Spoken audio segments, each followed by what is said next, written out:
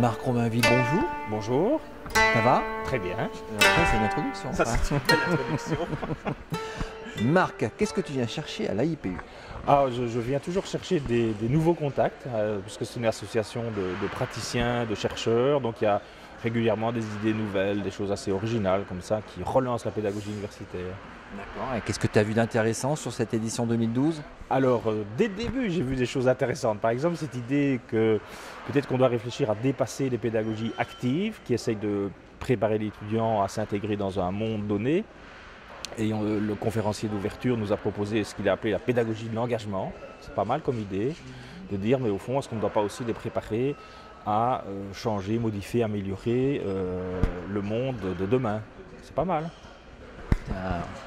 Un peu utopiste ou c'est une belle perspective? Non, c'est une perspective parce que c'est vrai qu'on doit préparer finalement nos étudiants pas tellement à intégrer le monde qu'ils connaissent, mais vraiment à devoir, de manière parfois urgente, si on pense aux défis climatiques, etc., de devoir préparer un monde qu'ils ne connaissent pas encore, mais qu'ils vont devoir apprendre à gérer. Donc c'est pas mal comme idée. Et tu sais que tu es un des piliers de la pédagogie universitaire dans mon université à Lyon 1. On t'avait vu, c'était, je crois, c'est Jocelyne Galezo qui était VPC VU, je ne sais plus, dans les années 2002, 2003, 2004, 2005, dans ces années-là. Et tu étais venu nous voir à Lyon.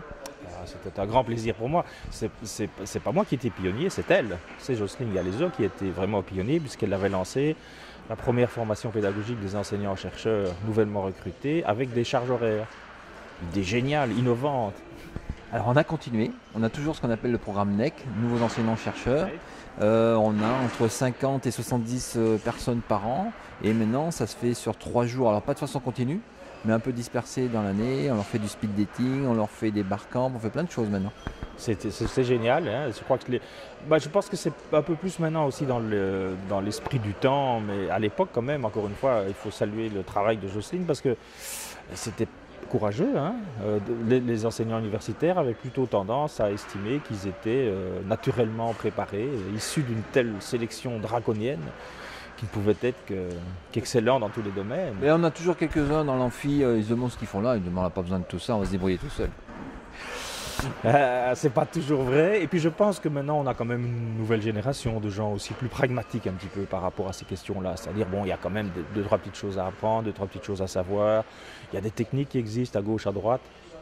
Donc je trouve, moi je suis résolument optimiste, qu'il y a un intérêt réel de la part de nouvelle génération. Il n'y a plus cette ancienne idée du professeur d'université sur une espèce de piédestal. Je trouve que ça évolue. Non? Oui. Il y a encore du boulot, mais on avance. Merci Marc. Mais de rien, c'est un plaisir.